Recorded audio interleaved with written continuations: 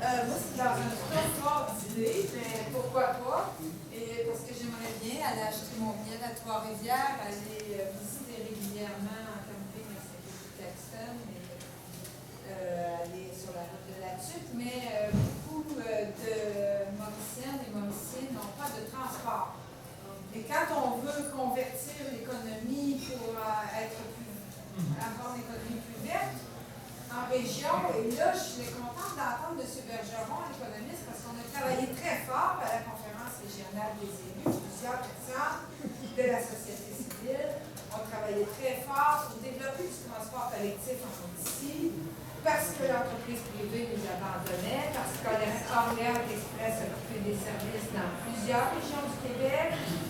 Et en même temps, on subventionne une voiture électrique qui est inabordable pour la moyenne des gens qui n'ont pas les moyens de s'acheter une voiture hybride, par exemple. Donc, je sais bien que le transport est une compétence fédérale, mais comment peut-on promouvoir avec Québec solidaire une vision d'un transport interurbain, rural, régional, collectif, on n'a pas comme auto efficace, parce que je vous donne un petit exemple personnel, puis je termine là-dessus, mais c'est mon gars qui est parti travailler à Ontario, alors pour tout prendre son camion, on regarde du côté du train ou de l'autobus, mais les heures sont tellement incompatibles, ça lui prendrait 200 $ passer la nuit à Montréal, de Toronto, pour pouvoir prendre le train le vendredi matin jusqu'à Shawinigan, parce qu'heureusement, je fais seulement encore jusqu'à Shawinigan, mais pas à Trois-Rivières. Alors, par contre, quand on arrive en autobus de Montréal, puis qu'on veut débarquer à Trois-Rivières pour se servir du transport collectif qui reste, qui est bien organisé par des gens de la TUC, pour se rendre à Trois-Rivières et la TUC, malheureusement, le service Orléans Express entre Montréal et Trois-Rivières n'est pas compatible arrive après le départ de Trois-Rivières là-dessus. Alors voilà, c'est un peu, on veut bien, comme citoyen, être plus vert, utiliser plus le transport collectif, mais malheureusement, c'est pas encore au point. Puis, on n'a plus d'instrument de concertation pour le dire. Donc, évidemment que des candidates en campagne électorale seraient très bienvenue, je pense, de parler à la population de la volonté et quelle est la compétence qu'un gouvernement solidaire pourrait avoir en dehors du fait qu'on dit que c'est une compétence fédérale. C'est aussi provincial en passant. On a oui, un ministre des Transports qui a un peu de trouble de ce temps-ci. Oui, mais c'est pas le transport, il est dans l'asphalte. Ce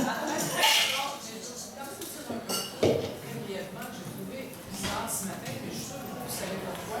J'ai pris l'autobus ce matin de Québec à Trois-Rivières. En fait, c'était comme si j'étais dans une limousine privée avec un chauffeur. Nous étions seuls, lui et moi. Ça me fait 31 piastres à l'essai. Peut-être qu'il y a des gens pour qui c'est difficile, mais enfin, moi, je charge un peu, c'est quand même pas si cher que ça. Alors là, moi, je me suis dit, est-ce qu'il y a un problème? Je sais pas, il y a quelque chose. Mais c'est beau, par exemple. C'est très beau, en Trois-Rivières, Québec.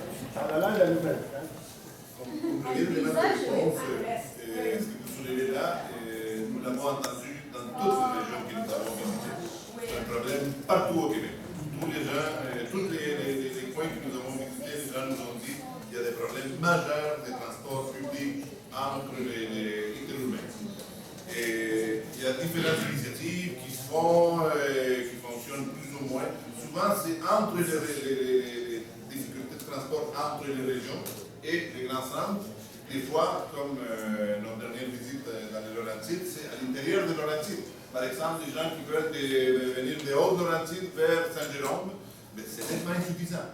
Et donc, il y a une problématique qui est partout. Ça coïncide avec une coupure des services d'Orléans Express.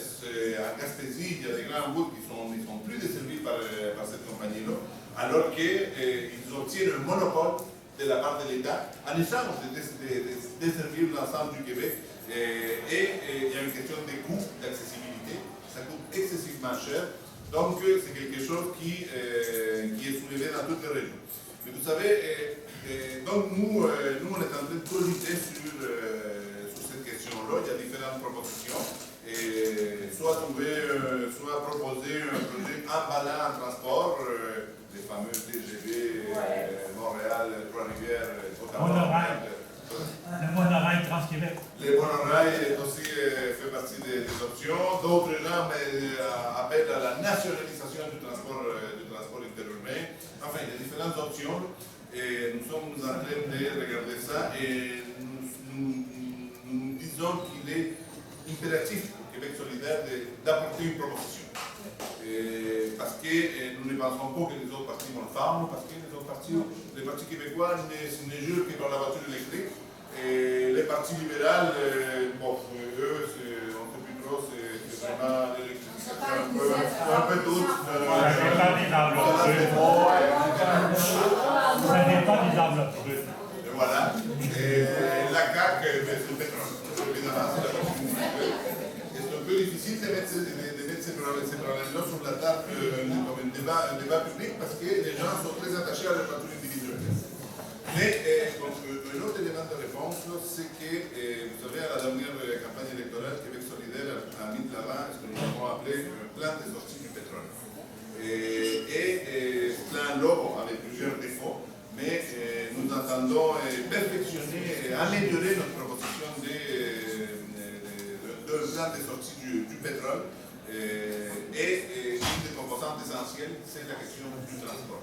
Et nous considérons que la question du transport doit être vue comme une question des droits à la mobilité. Et donc nous avons la preuve dans différents projets, ici même au Québec ou à l'étranger, pour vous, que nous mettons en place des services efficaces, accessibles, rapides. Les gens délaissent la voiture, parce que les gens ne sont pas fous. Ils font les calculs, les économies, temps, etc. Puis si le service vaut la peine, ils vont aller vers les transports en commun. Donc, nous tablons sur cette question-là. Nous pensons que c'est un élément majeur. Et notre plan de sortie du pétrole, il n'est pas conçu seulement comme un plan environnemental de réduction de notre consommation de pétrole, mais beaucoup, et peut-être surtout, il est conçu comme un plan de développement économique. Non seulement pour les grands centres urbains, mais aussi pour l'ensemble des régions du Québec. Donc, c'est quelque chose sur lequel nous travaillons. Nous ne pouvons pas annoncer à grand port que ce soit une proposition parce que nous étudions les différentes possibilités, mais c'est sûr et certain que Québec solidaire va arriver avec une proposition de transport pour toutes les régions du Québec qui assure, de un, la réduction de notre dépendance au pétrole et de deux, aussi comme un instrument de développement économique. En fait, je peux me permettre juste de conclure que c'est un élément très concret pour une population de parler de transport et de faire des liens avec l'économie verte, avec le développement économique, le développement touristique, la mobilité des gens, autant pour aller dans des soins ou de visiter la parenté ou quoi que ce soit. Donc pour moi, c'est un enjeu électoral qui pourrait être très intéressant à développer puis faire des liens avec beaucoup de grands thèmes plus abstraits, comme ça. Merci. Bonjour, mon nom est Thierry Demille, je suis citoyen, je suis né ici à Trois-Rivières. En fait, dans le cadre de mes études, je vais faire une étude de cas en Ontario, il y a une ville qui s'appelle Sarnia. Historiquement, c'est une ville qui était tout ce qui est raffinage du pétrole depuis les années 40. Et puis, eux, ils ont coûté à ce mur-là des infrastructures vieillissantes et tout. Et ils ont dû se renouveler. Et il est en train de se passer quoi à Sarnia, Ontario? C'est intéressant, c'est ce qu'on appelle la bioéconomie. Et c'est du raffinage, du bioraffinage. On est assis à côté de fermenteurs. Eux, à Sarnia, ils sont capables d'aller chercher le sucre dans les champs chez les producteurs. Et puis, on donne ce sucre-là pour aller faire des produits chimiques, mais verts. C'est de l'acide succinique. L'acide succinique, ça sert à faire des pneus de voiture, ça sert à faire des semelles de bottes, etc. Et c'est possible d'avoir de l'acide succinique qui est bio, donc carboneutre et économie verte et tout ça. Et c'est intéressant au Québec, si on est assis sur une mine d'or en termes de biomasse, de quantité de matière organique disponible, et ça serait possible de valoriser cette matière-là, le sucre, pour en faire des produits comme ça. Tu sais, on est, tout ce qui est pâte et papier au Québec, on a une historique derrière nous renouveler cette industrie-là. Et je crois qu'une des filières, tout à l'heure on a parlé de créneaux, des systèmes de créneaux, je ne sais pas quoi, mais si c'était la pâte et papier, mais évoluons, innovons vers la création comme ça, du bioraffinage, produits comme ça. On a parlé de cosmétiques, on a parlé tout à l'heure des femmes qui sont productrices très capables de mettre ensemble le petit et le gros. Les petits, les producteurs locaux, puis les gros, c'est les industries, les Shell, les BP de ce monde. Mais eux, ce sont les raffineurs de demain. Alors, si on est capable de parler au petit, que lui est propriétaire de la matière, le sucre sur son terrain, et puis d'aller chercher ce sucre-là, et puis de le donner en fermentation pour des usines comme ça, ben, il y a un immense potentiel de création de valeur, création d'emplois, etc. Et c'est en train de se faire présentement à Sarnia, en Ontario, parce qu'eux ont un complexe de raffinage et tout, ils doivent innover. Mais je crois que nos parcs industriels, comme par exemple le parc de Bécancour, pourraient tranquillement aller vers des filières comme ça à forte valeur ajoutée pour des produits chimiques verts. Alors, c'est mon commentaire. Je mets une première chose, si vous pouviez nous faire parvenir des informations juste à bien, on est toujours à la recherche de cette information supplémentaire. Évidemment, nous, dans ce que nous parlais, le plan de sortie du pétrole, on va l'appeler comme ça, de façon provisoire, on veut le soutenir avec des initiatives de ce type. Mais ça ramène à une question, à un impératif politique pour Québec solidaire, dans notre vision environnementale et de réduction de notre dépendance au pétrole, c'est que, par exemple, à Montréal, il y a une industrie pétrochimique qui emploie 60 000, 70 000, 85 000 personnes, mais en tout cas des dizaines de milliers de personnes. Nous ne pouvons pas dire, mais non, voilà, si notre plan marche, mais non, finalement, ces emplois-là, c'est fini, puis voilà. Ces personnes-là qui travaillent dans ce secteur-là, on s'en fout finalement. Nous avons l'obligation de produire des plans de remplacement, des plans de remplacement de ces emplois-là et offrir à ces gens-là la formation d'autres débouchés économiques qui pourraient être celle-là ou un autre. Mais vous voyez, c'est quelque chose de relativement complexe, mais que nous devons prendre le taureau par les cornes et dire nous avons une vision non seulement d'abandon des énergies fossiles, mais aussi de recyclage des gens qui travaillent dans cette industrie-là. Il y en a des milliers et des milliers au Québec.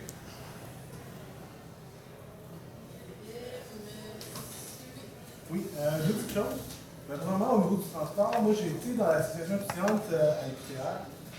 On a dû négocier avec la CTR ici à Trois-Rivières pour essayer d'augmenter justement le transport commun, essayer d'améliorer ça pour les étudiants et les étudiantes, autant du cégep que de l'université, et aussi de pouvoir permettre aux étudiants du cégep d'avoir des prix réduits pour la part d'autobus, parce que pour l'instant, ils payent le même montant que n'importe qui. Les CTR nous ont demandé près de 700 000 de plus que ce qu'on payait déjà. On payait à peu près 400 000 en moyenne à la CTR par année pour avoir des prix réduits pour la part d'autobus. Ils nous demandaient 700 000 de plus pour ça augmenter une fois par heure pour l'autobus fusée, dans le fond, et une autre qui traversait depuis qu'il y a une autre ligne, pour augmenter d'une seule route par heure, dans le fond. Ils nous demandaient 700 000 de plus par année. Ça n'a aucun sens. Finalement, ils essayaient simplement de faire de l'argent sur notre dos parce que j'ai l'impression que ces enfants-là sont aussi mal financés et qu'ils essaient de chercher de l'argent un peu n'importe où. Ça commence à avoir plus de sens. Quand c'est dans une population, on peut payer très exorbitant pour réussir à juste avoir un transport potable dans une ville, c'est complètement ridicule. D'un autre point de vue, justement, au niveau universitaire, moi j'ai l'impression qu'on oublie de plus en plus la fonction des UQ dans les régions. Je trouve que les UQ ne sont pas exploités à leur bon potentiel. Je vais le dire comme ça, et je crois que de plus en plus, si on continue de investir dans les universités, on finit par. Les universités finissent par avoir ce processus auprès des entreprises privées, des grandes entreprises, pour réussir à avoir un financement adéquat. Mais justement, les UQ, la base de l'idée des UQ, c'est de pouvoir aider les entreprises, aider les personnes qui n'ont pas les moyens de financer des comptables, ou même des études sur leur propre façon de fonctionner. Les UQ sont censés être là pour ça. Pour aider la population à pouvoir développer et améliorer leurs petites entreprises. Et on a vu quelques exemples, même ici à l'UQTR, une entreprise de peinture qui a augmenté de 50% la productivité. Grâce à des étudiants, les personnes qui avaient l'entreprise, vous allez voir l'université, ont demandé de l'aide. Et Et les étudiants vont les aider, ils ont augmenté de 50% leur productivité. C'est génial, c'est toujours ça qu'ils devraient faire. Malheureusement, de plus en plus, on finit par travailler par les bureaux pour les grandes entreprises parce qu'on n'a pas le financement adéquat. On voit à l'IPTA actuellement, on est obligé de couper dans l'embauche des professeurs parce qu'on n'a pas les moyens de payer ça. Mais les professeurs, plus qu'on embauche, plus que ça aide à la population. Ils sont des heures accréditées qui doivent absolument donner à la communauté. C'est régi dans le réseau des UQ. Et on n'en parle plus, on n'exploite plus, et c'est dommage parce que c'est pour ça que ça a été créé. Et c'est pour le développement régional, pour développer des villes comme Trois-Rivières, Shawinigan, pour développer toute la Mauricie et l'UQTR. Et là, pour ça, on n'utilise plus à 100%. On décide d'en faire une entreprise privée à part entière, de vendre les études qu'on fait aux plus payants et d'oublier complètement la population de la Mauricie pour essayer de faire de la compétition internationale, parce que c'est en allant chercher des étudiants internationaux qu'on réussit à se faire un peu de profit sur le dos des étudiants internationaux. Parce que c'est vraiment ça aussi, on va faire payer une fortune et on croit que c'est le même que ça va avoir tous les soucis, toutes les règles des soucis des universités. Ça n'a aucun sens. Je crois que une des raisons pour que dans les années 70, 60, 70, on a décidé de développer des universités dans nos régions, c'est pour permettre un développement plus efficace. Et on a oublié ça, on a perdu cette vue. On devrait continuer un peu à investir dans les universités et ne pas oublier que c'est là pour la population. L'université est là pour ça. Et elle doit rester juste pour la population, non pas pour elle-même. C'est un commentaire, mais je trouve ça aberrant d'oublier complètement la mission de l'université.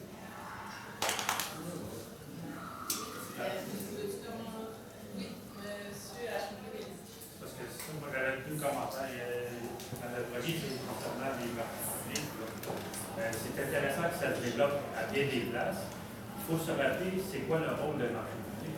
C'est d'amener les produits de la ferme à la ville. Et ça a toujours été un moteur économique depuis la majorité. Je suis toujours surpris, moi, de voir Trois-Rivières chasser les personnes qui veulent arriver, offrir leurs produits au marché public. C'est un moteur économique important.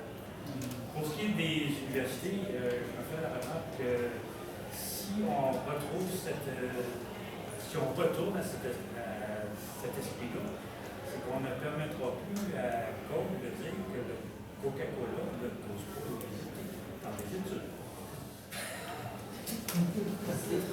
Oui.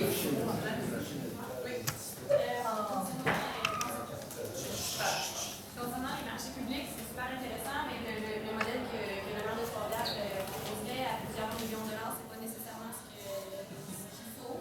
Quand on est une petite entreprise agricole, nous, comme celle où je travaille, c'est que d'engager un employé pour aller vendre des légumes pendant une journée, c'est que ça coûte super cher. Là, nous, ce qu'on fait en ce moment, on a un kiosque à Marseille le jeudi et le vendredi.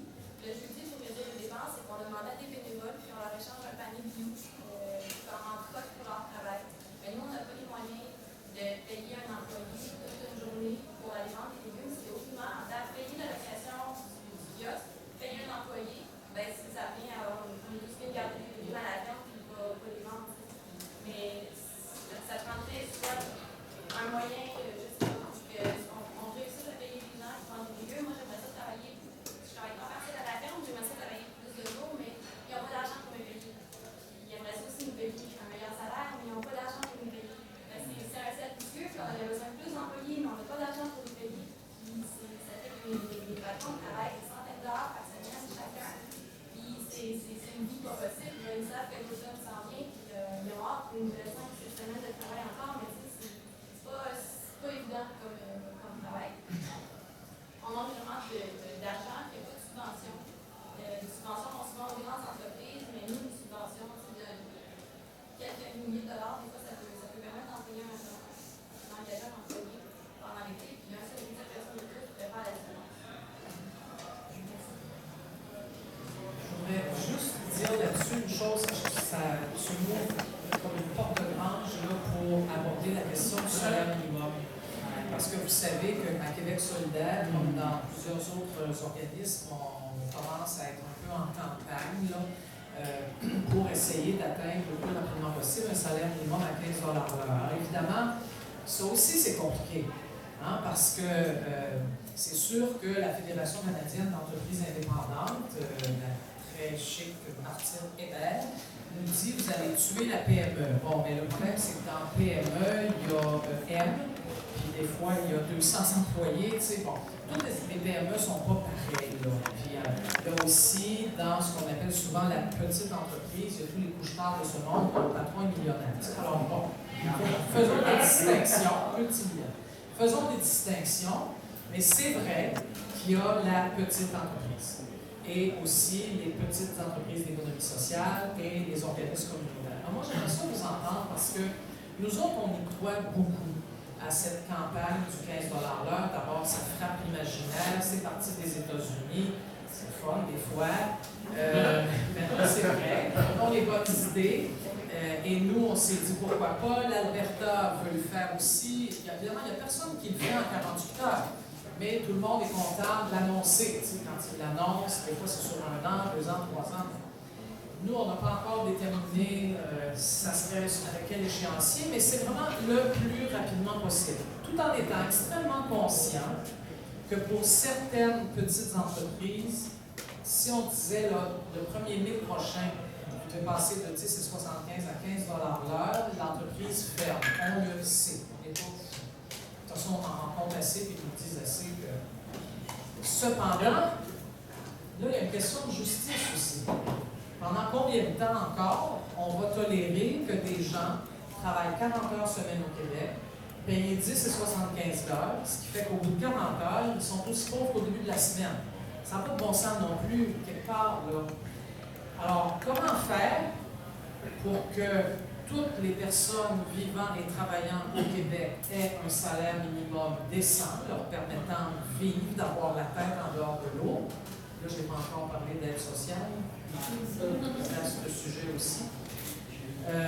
Mais comment faire donc pour que ça soit possible, mais en même temps s'assurer que des très petites entreprises honnêtes, intègres, qui voudraient donc mais qui ne peuvent pas, puissent continuer à vivre, mais paient leurs employés correctement. Alors là, on a commencé, nous, à se poser des questions. On n'a pas terminé. On n'a pas toujours toutes les recettes à Québec solidaire. J'espère que ça, vous savez ça.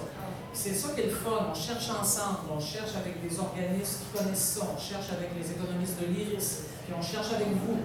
C'est comment faire en sorte que ça fonctionne. Est-ce qu'il faut parler de crédit d'impôt? Est-ce qu'il faut parler carrément de subvention à de la très petite entreprise pour lui permettre de payer des salaires plus élevés, tu sais, que 10 à 75 $?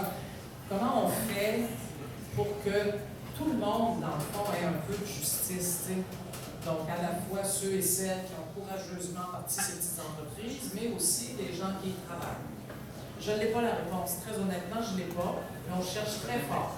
Alors, si vous avez des idées, vous pouvez les apporter ce soir. Vous pouvez aussi y penser et vous pouvez nous écrire. Gênez-vous pas parce qu'on est en pleine réflexion à Québec solidaire sur cette question-là.